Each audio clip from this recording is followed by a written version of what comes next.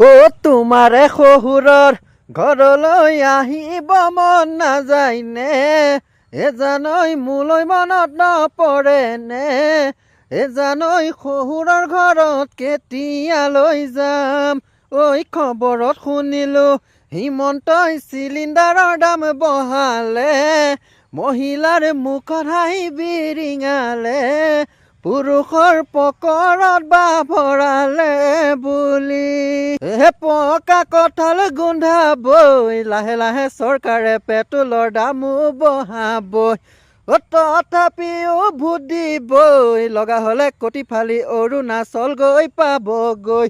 বুজালে মোৰ কথা হাই ঐ নুবুজে, জুবিন দাক ন্যায় নিদিলে, দিম বুলি মামাই ঠগিলে। দুখে লাগে ভাবিলে, অসমখনক বেচিলে, ধাৰ কৰি চৰকাৰে আঁচনি দি ভোট বিচাৰে।